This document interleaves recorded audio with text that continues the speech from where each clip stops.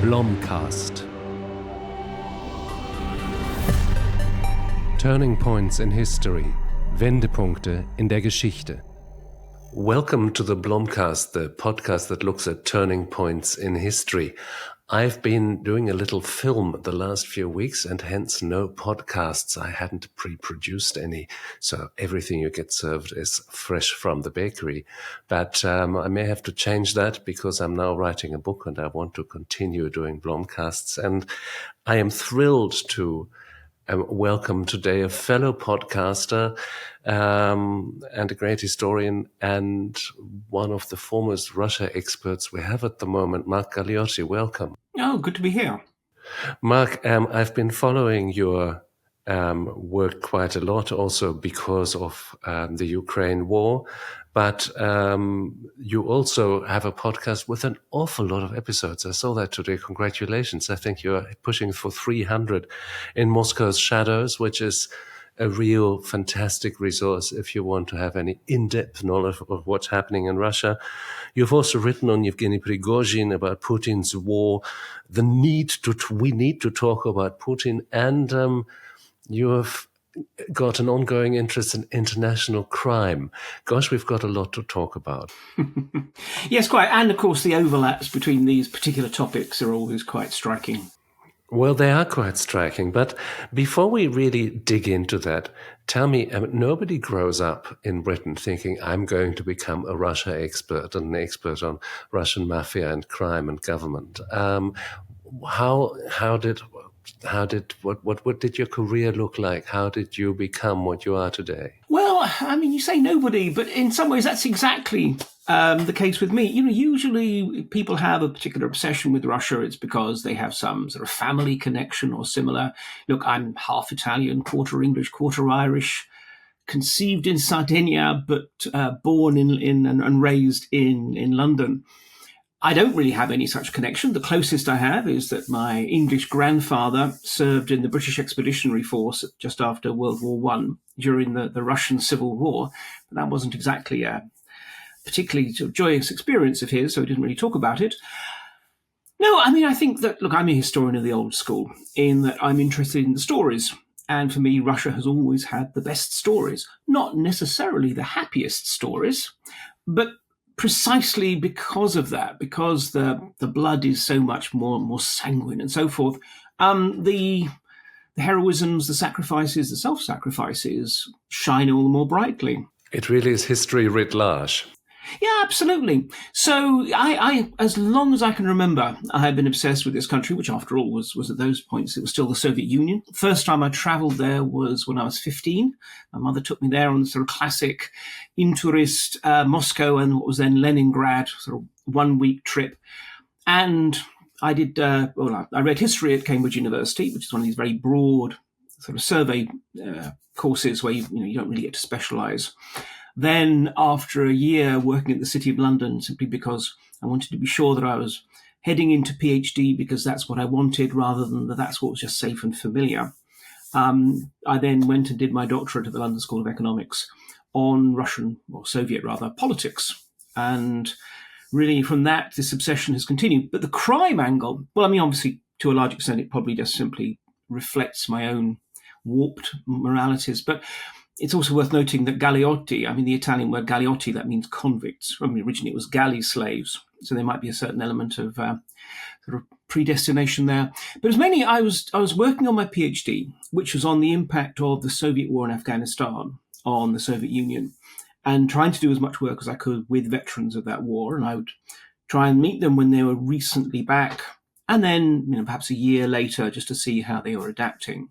And this was 1988 to 1991, the really dying years, as the Soviet system was just really clearly grinding towards oblivion. Yes, there was a turning point. Absolutely. And, look, most of the veterans I was meeting, they'd had ghastly experiences, but like everyone, they adapt back, they heal, they get a job, they get a girlfriend, the dreams become less common, that kind of thing. But there were a handful who are now sort of hanging around hotel lobbies working for dubious businessmen. And that's what first got me aware that as the Soviet system was collapsing, something else was emerging from the ruins. Organized crime, which clearly had been present within the Soviet system, but had always been kept out of sight, was now much more visible and brazen. And so that got me thinking, there's something worth following and worth tracking here. And also my first low-level contacts in that world, because you can't really interview gangsters if I go wandering into a bar and saying, "Hi there, anyone here a criminal?" You need to be able to sort of follow the grapevine. So that's how that started. And then, from that point, my career between academe, think tank, and government service has always been focused on Russia one way or the other. Look, there's so much to discuss, and also the impact of the war on society. That's surely something that Russia will have to face in the very near future, and that will be a really significant thing for Russia and Russian society. But perhaps we get back to that later. Usually we talk about turning points here. I want to do the opposite with you. I want to talk about continuities. What I find so striking with the Ukraine war is that the Russian army is fighting like the Soviet army fought, like the Tsarist army fought. The attitude to human life, many of the tactics. There seem to be such strong continuities at play here. There are. I mean, again, I think there's times when we shouldn't overplay it, because there's always a temptation to look for these continuities. And if you look hard enough, you'll always find something. But when it comes down to it, I think there's a strategic culture which has emerged over not just the years or decades, but centuries, which in many ways provides the sort of the basic underpinning for how Russia thinks about war, thinks about threats, and responds to it. Because yes, there are many similarities. I mean, again, I wouldn't want to overplay this notion, for example, that the Russians are fighting by sort of human wave attacks or anything like that. There's a lot of mythology around that. But this willingness to essentially treat its own soldiers very much as ammunition, rather than actually as human beings. I mean, that is depressingly sort of common. And although there are clearly officers who've been trying to do something about it, the default, which emerges in a time of crisis, always seems to go back to this.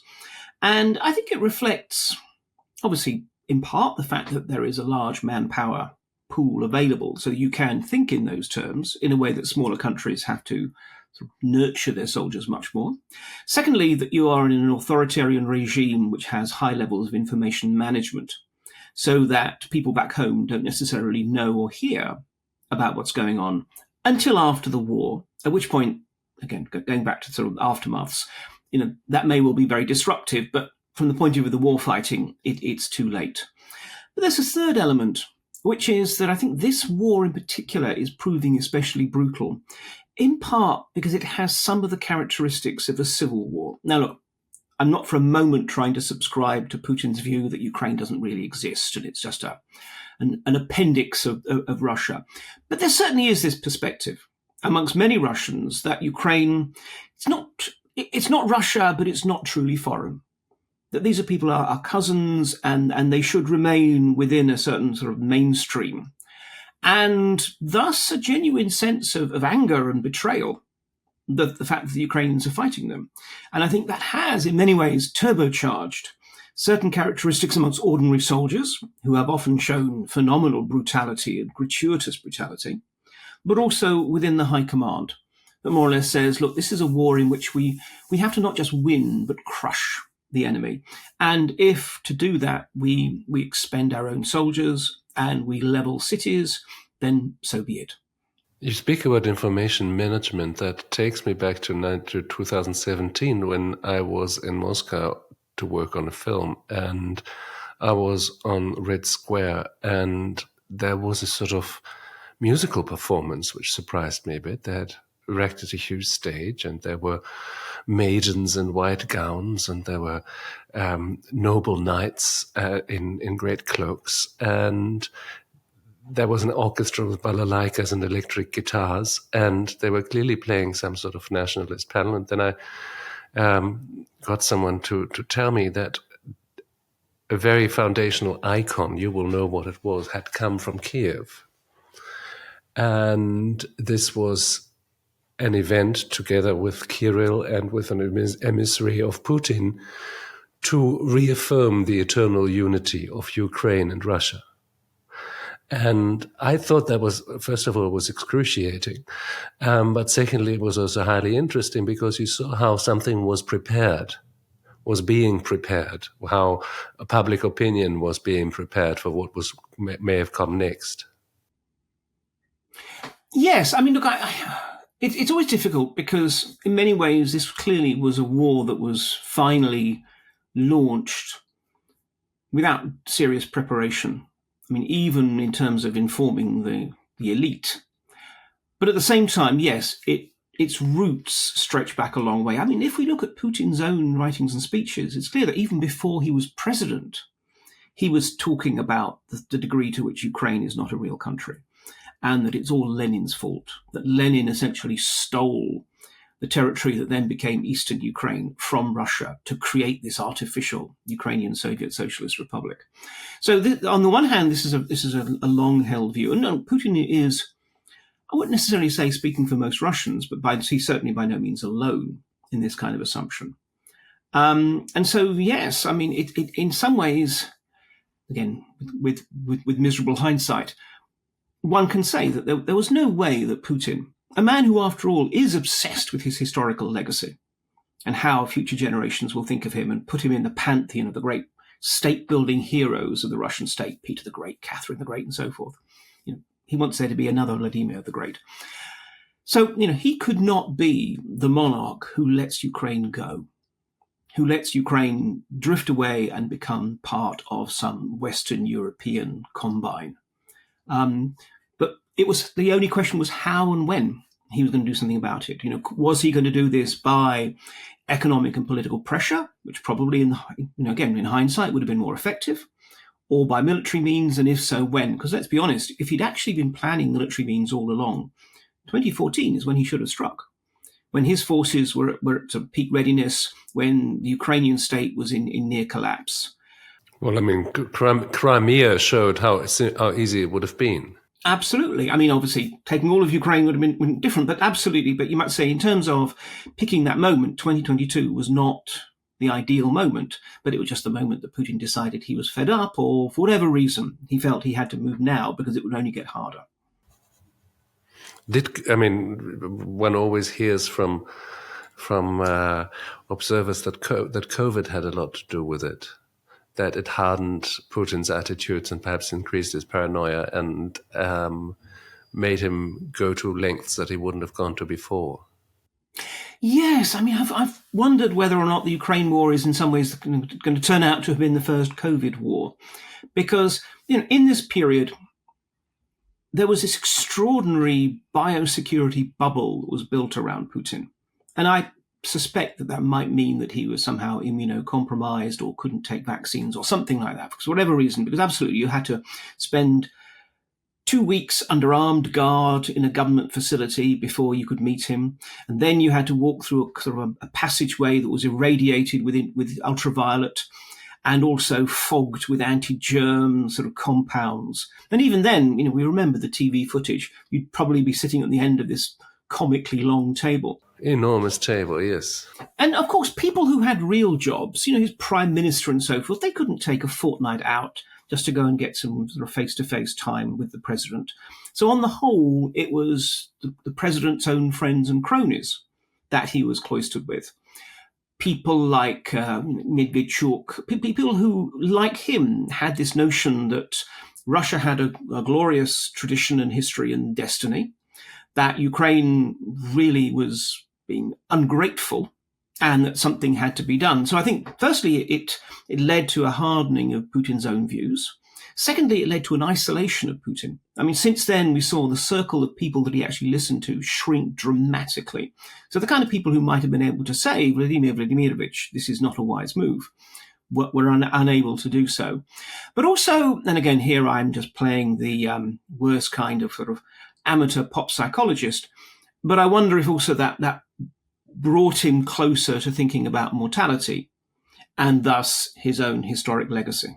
I brought a lot of people a lot closer to thinking of their own mortality, I would have thought. Let me just explore this idea of continuity a little bit more, because, what Putin is trying to do here is to reestablish a perceived continuity, an imperial continuity. and a continuity inimical with the limitations of democracy, of international treaties, of a rule-based international order. But you need to be an empire, and as an empire as big as the Tsarist Empire. And I also want to to return to your idea of strategic culture, because I was really surprised when I, researching this program, listened to one of your podcasts, and when you wanted to talk about strategic culture, you started to talk about Russian myth and the ogres and monsters of Russian mythology. And you said, I promise this has something to do with what's happening today. Yes, continuities, after all, go back to the deep past, and the deep past we tend to understand through myths, whether they are, as it were, true myths of Yeshi forest demons, or just simply the rather more sort of homegrown myths of our former monarchs and heroes and such like. But I mean, to go back first to Putin's own perspective, Putin is, and I say this with no small amount of personal animus, the worst kind of amateur historian. The sort who knows the narrative he wants to tell, and therefore treats history in some ways just simply as a collection of ingredients from which he can assemble this story. Scrabble together what he needs. Yeah, precisely. I mean, we see this. There is this, I mean, it has to be said, it's very cleverly done. There's an exhibition which is in Moscow, which has then since been replicated elsewhere. Россия, моя история, Russia, my history, which is a glitzy, modern, multimedia, sort of historical depiction of the evolution of Russia. But again, purely from the point of driving home some rather ham-fisted lessons about when Russia is divided, then Russia is vulnerable because of all the threats from without. But it seems to have no problem in just, for example, assembling an array of heroes. And it doesn't matter if they're medieval princes, if they worked for Russian czars, if they had the red star of the Communist Party on their cap. None of that matters. It's all just because they're Russian heroes. And this is exactly the kind of story that Putin wants to tell, of some kind of unbroken continuity of a Russia whose destiny is to be a great power, that in effect it has a right to be a great power, and also a Russia that has time and time again saved European civilization. That's a really important point. And again, history is folded, spindled, and mutilated to this end. For example, the Mongols in the early medieval era sweep in and conquer the various Russian principalities as part of, as they see it, this sort of mandate, celestial mandate they have been given to conquer the world. As they continue to head westwards, they very soon bog down for a variety of reasons, climate, whatever. But also because the Great Khan dies, and therefore all the princes rush back to take part in the Grand Kurultai, the gathering, from which they'll select the next Great Khan. So effectively, the Mongol invasion stalls just past Russia. Now, that has become rewritten by the Russians as, in effect, that the Russians absorbed the Mongols. And by the time that the Mongols had taken the Russians, they lacked the energy, the capacity to head further into Europe. So in other words, we sacrificed ourselves to save you from the Mongols. And similar stories are told about Napoleon, about Hitler. And the corollary of that is not just we Russians, we are great at suffering. It is also Europe. You owe us. Time and time again, you have been washed clean by Russian blood. Remember that you owe us. These are all obviously very politically useful, mobilizable stories, but that's what they are. They're stories. They are myths. Yeah, but stories are very powerful. Well, precisely. And they are compelling. Who doesn't like to be told they are special? That when they look at the West, and remember, most Russians do not at all have a bad quality of life at all. There is a lot of mythology about how terrible Russia is. It's really not. But on the other hand, there's no way of pretending that it's at the same technological, cultural, and so forth level as Western Europe. And Russians know this because they see films and TV programs, even today, and many of them will have traveled.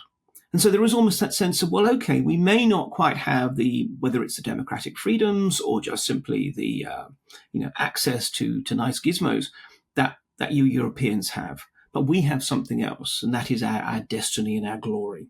But this idea of destiny and glory is really very strong. Also, the idea that nothing great can be achieved without great suffering. And therefore, if soldiers have to die, if people have to suffer, that is necessary for the greater good of the nation. But I would really like you to help me with some, because this is a very Christian thought, of course.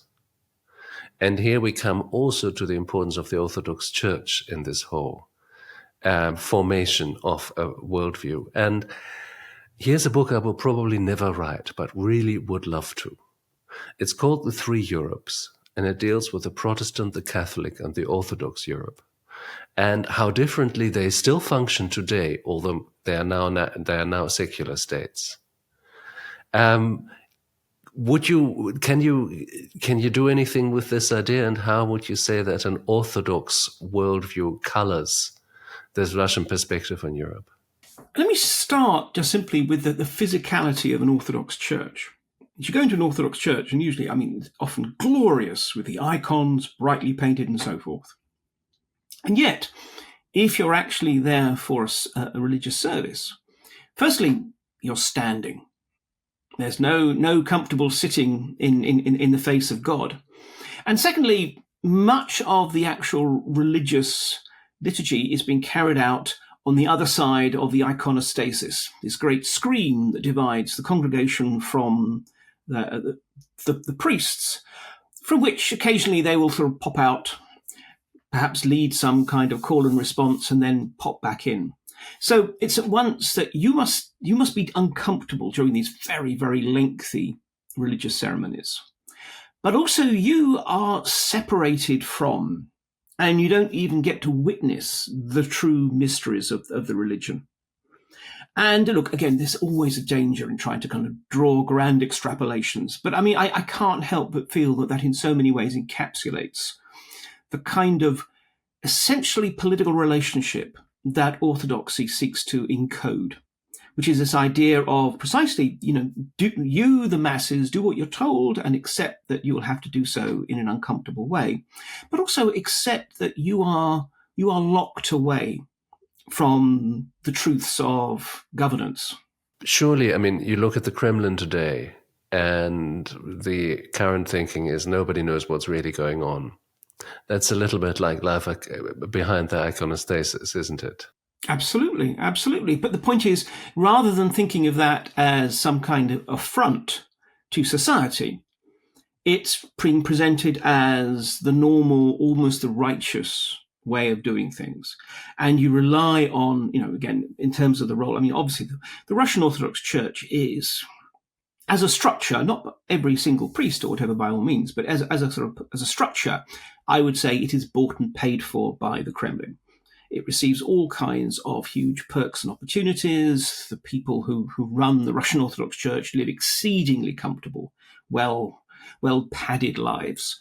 But in return, they understand that their role, just as it was in Tsarist times, just as it was in the times of Ivan the Terrible, is essentially to be the heralds, the cheerleaders, and the overall sort of buttresses of the monarch. So there is clearly a sort of a kind of corrupt social contract working there. And when we see pictures of Orthodox priests blessing nuclear missiles, or else, Patriarch Kirill describing Putin as a miracle sent by God, well, then that relationship does become very, very clear. And look, again, it goes back to, the idea was that, Moscow had become the third Rome. The first two Romes had fallen. Rome to the barbarians, Constantinople to the infidel. And thus protecting the third Rome became an absolute necessity. And therefore, again, going back into medieval times, that's why the church was so willing to, in effect, subordinate itself to the political leadership, because that political leadership was also religious leadership. And in effect, through all the vicissitudes, through all, indeed, the Soviet times, that culture has managed to survive and certainly has been re-exalted today. I was speaking to a German historian of Russia on this podcast, Jörg Barbarowski, who said that one of the aspects that was difficult to see from Europe was also that the aristocracy had a completely different role, that it was in fact quite a weak aristocracy and very much dependent on the court, and that therefore power was a much more central thing, but at the same time a thing that penetrated much less into the country because it was very large. How could you control all that territory? You could set individual spectacular actions, but you could effectively not administer this enormous territory to the extent that you could do that with a small European country. Yeah, absolutely. And I mean, two things there. One is, if you just simply link it back to the role of the church, there may well not be state agents within a village, but there may well be a priest and a church. And therefore, in some ways, the pulpit became the news outlet and became the way in which actually the state could reach out to society through the church. But yes, this notion that, Russia has always been hard to govern. There is this myth that Russians are somehow naturally supine, that they like a strong hand and so forth. Well, actually, Russia's history is one of riot and rebellion, of terrorism and turmoil generally. And it's precisely because of the lack of intermediary bodies, whether it's a sort of a petty rural gentry or yeoman farmers or later on a middle class who could somehow connect the state and society. And because of that, frankly, Russia's rulers have always been scared of their people. And because it's so hard to actually practically run this country, especially before the ages of the telegram and so forth, that's one of the reasons why they responded so viciously in the face of resistance. It's because you had to deter. And even since you couldn't put down every single rural rising, when you did put them down, you really had to do so in a gratuitous way, exactly, in the hope that it would deter the next one. Looking at this culture, and okay, this is not what really happened historical, but this is a projection onto history by very modern people. But still, these are the ideas that lead them through their political lives and their view of the world. I wonder what happens in the clash of this mentality and something that you also mentioned in your podcast, namely the American administration's robust business approach to diplomacy, where effectively you are dealing between different competing corporations and morals are not involved. I thought that was a brilliant observation. Could you just elaborate a little bit? And can you tell me what is this clash? What happens if these two approaches sit opposite each other across a table? Well, yes. I mean, my perspective, and look, I'm by no means an America specialist. I mean, I lived in New York for 7.5 years, but frankly, New York is not America. It's a country all unto itself.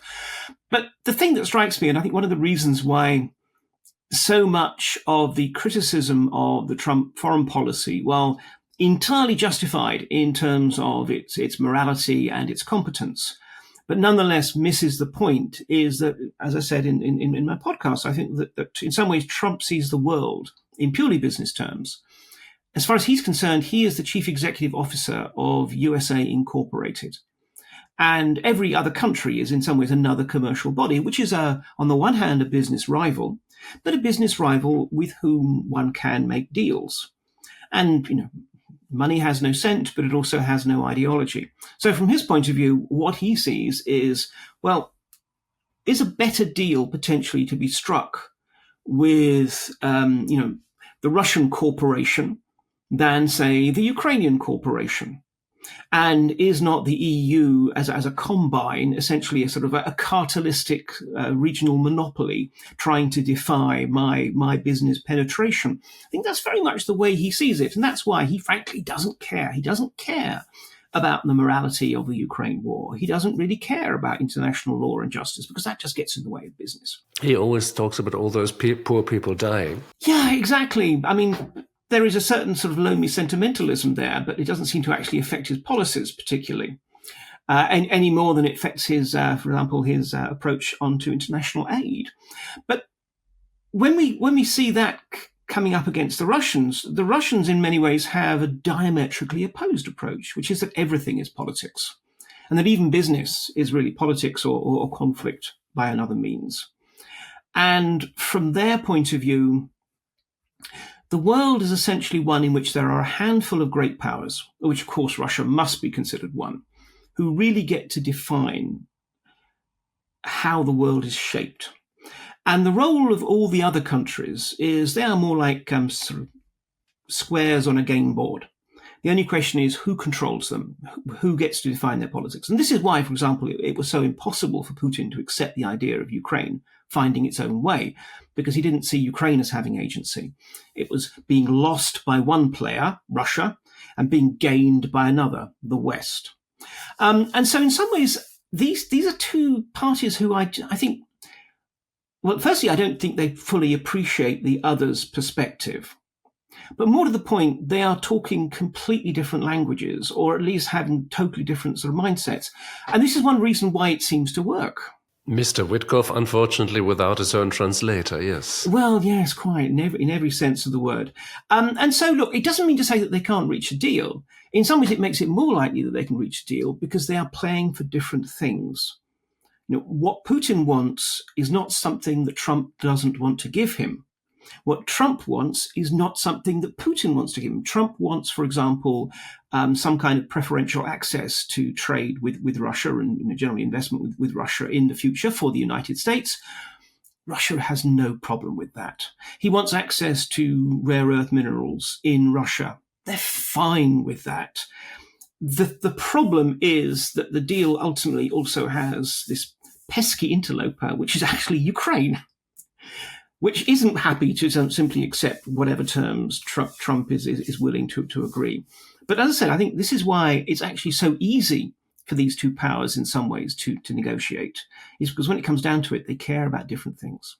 Who doesn't care about the same things, or at least pretends not to care about the same things, are the European states and the EU, who play a very ambivalent role at the moment in this whole thing. Yes, I mean, I think it's interesting that,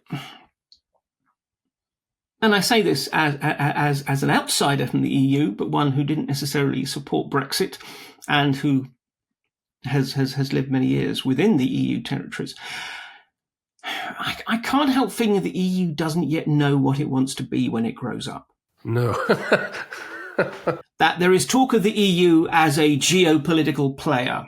Well, if you want to be a geopolitical player, not only are you going to have to spend more on your military and so forth, but you're going to have to be a lot more kind of muscular and thuggish. It talks about its role as a regulatory power. Who knows? It's just so funny because I've just written an article for a Dutch newspaper about just about that. I think we Europeans have really become world champions in talking ourselves down. We're really great at throwing up our hands in the air and saying, oh, those evil Russians and oh, those nasty Americans and the terrible Chinese, and what can we do? You know, we're so civilized and we're rather divided and it's all very hard and we've got so many regulations. Really, you can't expect us to do anything. Which is, of course, a fantastic situation morally because, you know, you're never responsible for anything. It's not such a fantastic position politically because you'll have to suffer the consequences anyway. Yeah, absolutely. And again, you know, when it comes down to it, there is that degree. I mean, you're absolutely right that Europe manages to infantilize itself many times. And indeed, as it did by also sheltering under the American security umbrella for so long. Mark Rutte saying that daddy had come home, yes. Oh, yes. I mean, that please don't remind me of that particularly painful moment. But there is this sense that the European Union is still at that point of an uncertainty about what it wants to be. And one of the problems is, what does it actually care about?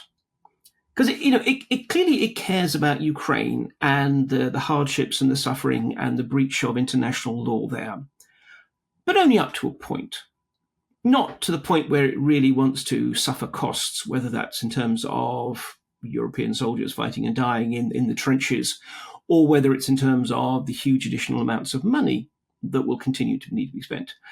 It cares about its role as a sort of a bastion, as it sees itself, of civilization and human rights, but not necessarily every time when there's another wave of migrants heading towards its borders and such like. And it's actually easier to deal with all sorts of dubious regimes to keep the migrants at home. it cares about making sure that it works with regimes that uphold human rights, except that actually if it's convenient to cozy up to Azerbaijan because it's an alternative source of hydrocarbons to Russia, then maybe not. I think this is the thing. On the one hand, there is that sense that the European Union can be all things to all people. But at the same time, the corollary of that, unfortunately, is that it's nothing in particular at the moment. And therefore a very weak actor in a time when really the chips are being divided up anew. Yes, I mean, again, which it could actually, in many ways, choose to opt out and just simply say, look, we are not going to seek to engage and shape the world around us so long as we get to shape the world within us. And actually, I think that will be entirely possible. But again, it wants to do a little bit of everything. I can't help thinking, I mean, it reminds me also of the UK, and particularly some of the debates over British defence policy. We want to be able to do it all. We are, still remembering ourselves as a great global empire. We want to be able to send aircraft carriers to the South Pacific and to be able to deploy heavy armour into Europe if need be, and to protect our own coastal waters and to keep our own independent nuclear deterrent, without actually appreciating that we can't do it all. So we do all of them, but just not very well. What will happen after the end of this war? That will come eventually. I also saw one podcast that you did in November last year, where you did a podcast about the possible imminent end of, it wasn't your podcast, but the possible imminent end of the war. And now we're talking again about the possible imminent end of the war. And it was supposed to be last Thursday, and that didn't quite happen. It may drag on for an awfully long time, but eventually this war will come to an end, as all wars do. That will be a very hard thing for Ukraine. And Ukraine will have to deal with reabsorbing a whole lot of soldiers into society and with dealing with the damage of the war, both materially and ideally. But Ukraine will also have a lot of help from outside, and that will be the point where the Europeans help really enthusiastically, because there are contracts and there's money to be made, and there's aid money to be spent, and that feels really good. The situation is very different for Russia, which has lost 1 million men to the war directly, possibly another 1 million through immigration, who fled, although some of them seem to have come back, which will have to reabsorb hundreds of thousands of traumatized men into its society, brutalized men, but which will also have to switch around its economy from a war economy to a peacetime economy. You have written your dissertation about the impact of a much smaller war in scale on Russian society. What does that make you think about tomorrow? No, it will absolutely be traumatic. I mean, there's one big difference between the Afghan war, beyond simply the scale, and this war, is that it ended as the Soviet Union was already pretty much heading towards collapse, which the modern Russian Federation is not. Yes, its economy is sliding into recession.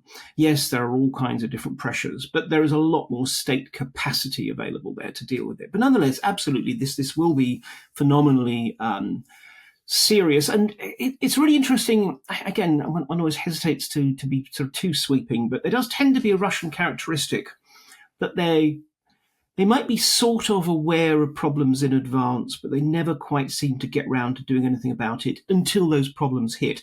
And then they're often actually quite good at reacting. I mean, as we've seen with the war in Ukraine, the Ukrainians have been much more innovative and imaginative, but the Russians actually catch up pretty damn well, and in some ways even surpass the Ukrainians. But again, they didn't really...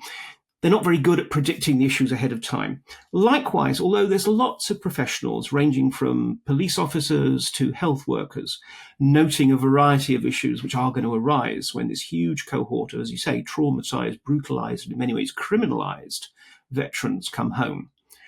But nothing much is being done. It's going to end up being the usual situation of the state scrambling to respond when that actually happens, and doing so badly. Because yes, there's going to be a lot of serious trouble. Although, on the one level, the country needs its workforce back. There is currently a labour shortage. But on the other hand, you've got people who are not just coming back from a war zone, but they have been used to being paid something like 3.5 times the average salary. And no one imagines that most of them are going to go back to become architects and dentists. They're going to be expected to go and become farmhands and shop workers. And how they are going to cope with not just the end of the sort of the heightened experience of war, but also much less sort of positive economic opportunities, that remains to be seen. And there is a real concern about, well, also what will the political inclinations of these people be? In some ways, that's going to be a cohort which is there to be captured, whether it's going to be by radical ultranationalists or leftists or maybe even Democrats, who knows? But the point is, they're a complete unknown factor. The economy, actually, the transition from war economy, I think, is going to be easier than some people suspect, because it's not going to really happen. Putin was still going to want to rebuild his ravaged armed forces. So for years to come, they can slowly scale down the militarization of the economy. It's not something that has to be done straight away. The big issue is politics, because look, odds are, assuming that there's some kind of a deal with Ukraine, it will be spun as a glorious triumph for the motherland, whatever the terms of that deal are. And the supine propagandists who occupy much of the media will go along with it. And most Russians will just be so relieved that the war is over that they will pretend to go along with it. They will all say that the emperor's new clothes are absolutely splendid.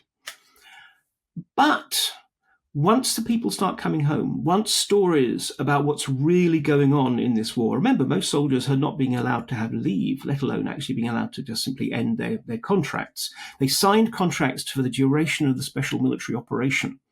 So although they rotate out of the war zone, it's actually quite hard for them to get home. So in some ways, a lot of people don't really have that kind of flesh truth about what's going on. Well, that will spread. And again, the Afghan war showed just how traumatic that can be when people start to realize what was really going on, and the huge gap between that and the official line. It delegitimizes not just the stories about the war, but generally the government itself. And Putin. Look, no one can turn against Putin at the moment. Putin is not necessarily popular, but nonetheless, certainly even within the elite, however much dissatisfaction people have, it's a lot more dangerous to turn against Putin than just simply to keep your head down and hope things work out. But there's also a degree to which criticism of Putin is being muted by basic patriotism. Russians still have a high level of patriotism. And I know this from speaking to friends of mine who are still there, many of whom are by no means pro-Putin, but who at least say, look, we didn't want this war, but now we're in this war, well, we'd rather our country win than lose. That's fairly inevitable, quite frankly. Once the war is over, though, that particular constraint gets lifted. Now, again, I don't think we're going to see Putin toppled. I think the security apparatus is still too strong and too complex for that. But nonetheless, I think the days of Putin being regarded as the great savior of the nation are long gone. He is now more, to use now deceased opposition leader Alexei Navalny's phrase, the old man hiding in a bunker. And I don't think he's ever going to be able to shake off that particular image. Or, in fact, come out of his bunker in any way. Absolutely not. It's too comfortable there. And frankly, Putin is driven by insecurity. He always has been. And I think now the world has just become, in his eyes, a lot, increasingly dangerous and inhospitable. So he'll stay in that nice, warm, comfortable bunker. Mark, to finish, I just want to touch on your newest book, Homo Criminalis. You have a long-standing, obviously your interests reach from Russian myth to contemporary criminal empires. I had Misha Glenny here on the BlomCast not so long ago. What is the main thesis of this book, and how important are we in the news, we hear a lot about criminal networks that penetrate states, also in Europe, deeper and deeper. In other states, they seem to have already taken over. What is the trend here? Is there one? I think there is a trend. Look, my basic thesis, and the book is in some ways entirely self-indulgent sort of ramble through history, trying to kind of reclaim the criminal aspect of our history. So it goes back to, insofar as the evidence is there, sort of ancient times and sort of olive oil protection racketeers in ancient Greece, Aztec cocoa bean counterfeiters, Renaissance Florentine fraudsters and the like. But I think the basic thesis is actually that we have this cozy notion that there is an underworld which is separate, sometimes geographically separate, all those terrible Latin American drug cartels or whatever, but more often socially separate. It's those tattooed hard men sitting in a pub deciding on their next crime. And that's separate from us, the legitimate, the upper world. My view is actually the two are much more inextricably linked. And in many ways, the underworld is just simply the dark shadow of the upper world. And as our modern world becomes more globalized, more complex, more interconnected, inevitably so too do our underworlds. But also that the underworld actually comes to permeate our world. I mean, again, there's the petty crimes that so many of us commit, the speeding offence, or maybe buying something that's secondhand that may well have been stolen or whatever, or adding an expense on your tax return that maybe you shouldn't really.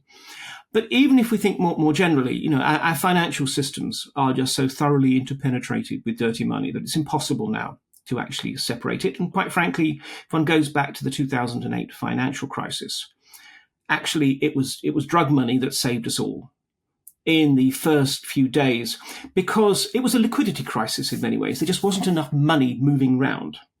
Now, ultimately, it was solved by government money, huge amounts of particularly American government money being pumped into the financial system.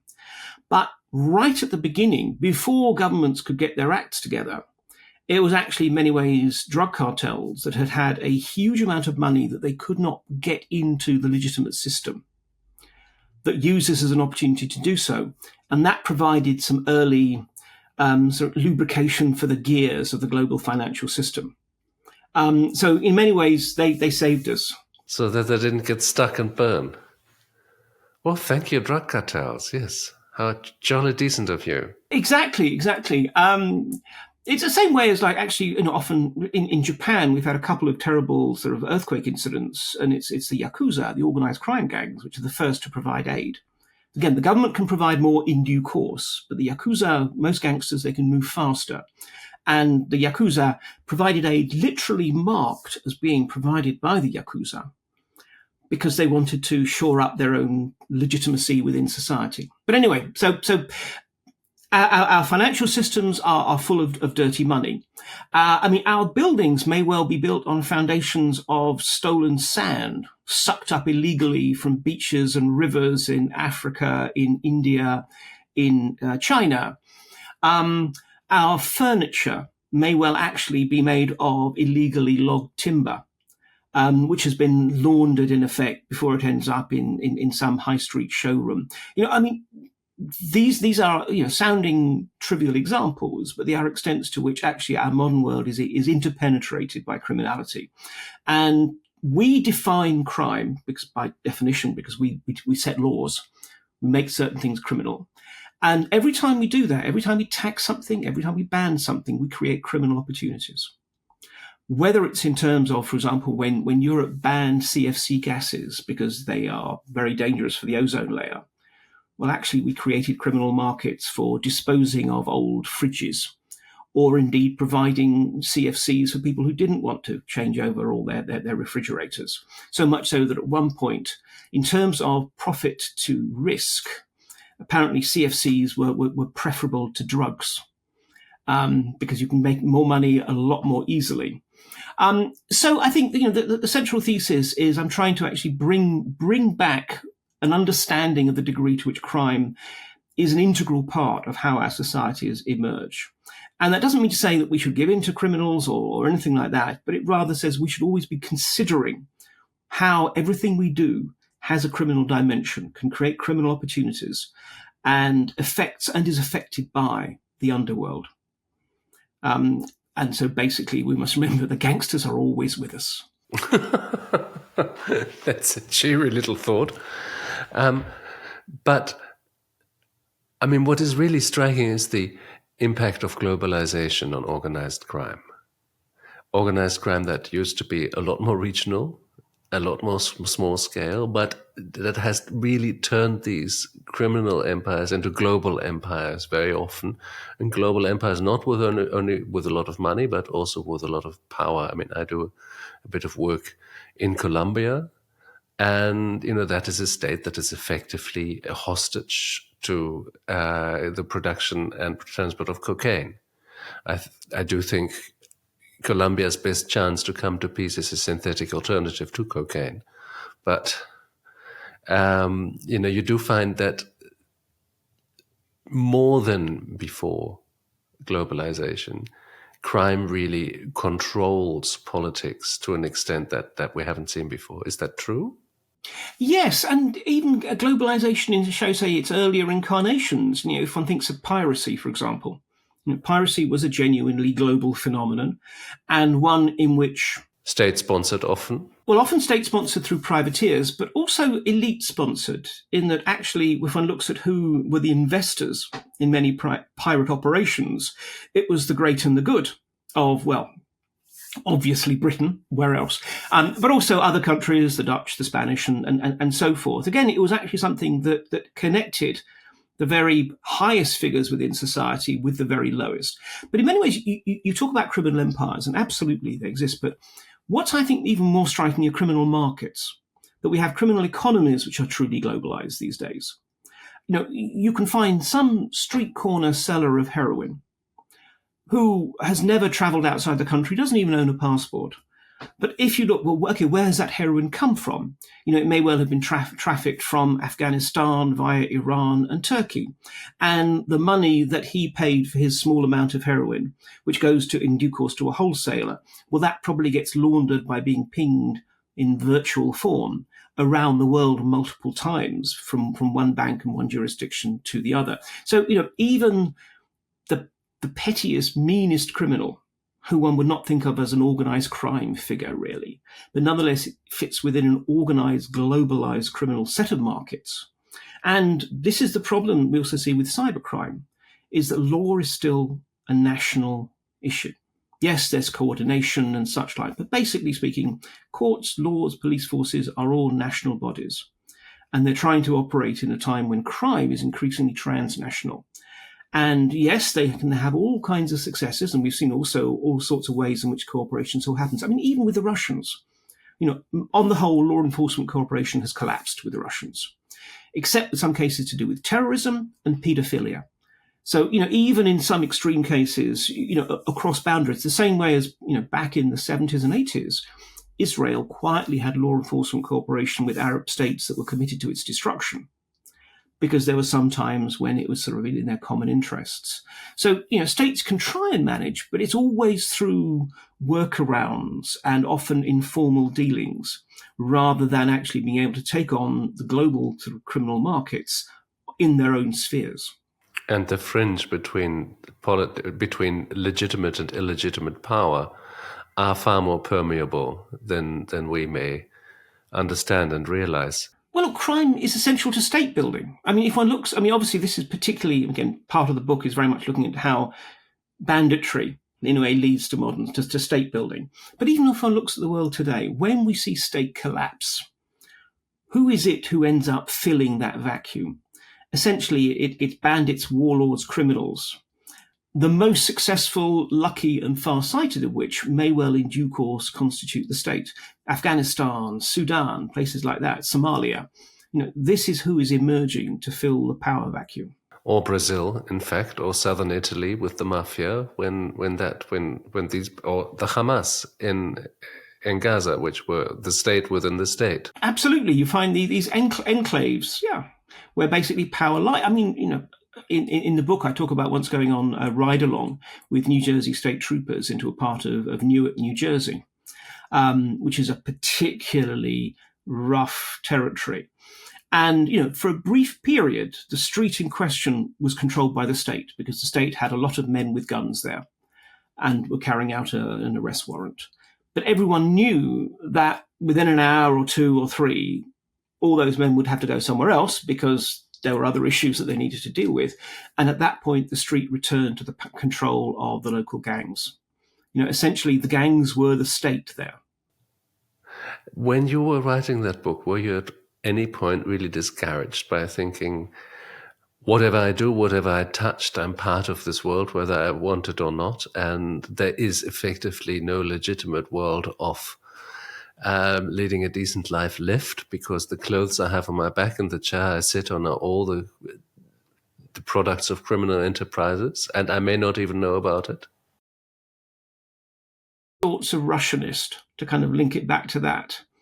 There are those Russianists who in some ways are idealists and thus get so often disappointed by Russia, particularly when times like at the moment, and they often get angry at Russia because it is failing to live up to the beautiful Russia of the future that they would like to see. And then there is a smaller proportion, and I wouldn't want to use the expression morally bankrupt, but who regard themselves as rather more realist and in some ways actually gain a perverse satisfaction from tracking the very complexities, the greyness, the fact that everything is about shades and such like. I'm definitely, as I think you can gather, in the second category. And I think, therefore, from my point of view, look, yeah, I mean, on the one hand, it is quite depressing when you realize just how much bad stuff there is happening around the world, and actually how often the state either fails to address it or fails even to try to address it when it's someone else's problem in somewhere far away. But on the other hand, I think, again, just as with Russian history, it means that you can actually celebrate the genuine successes all the more. And those successes, I don't really mean police managing to arrest someone, because many criminals are thugs and morons who are going to be arrested if they're not killed. But actually, when you see, for example, communities that are able to mobilize, you gave the example of the Italian mafia.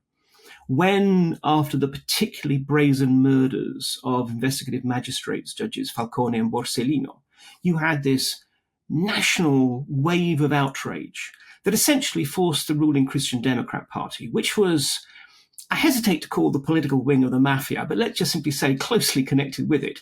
But anyway, the Christian Democrats were forced, kicking and screaming, to unleashing the law enforcement bodies. And although Italy is by no means free of organised criminality today, it's a damn sight better position than it was then.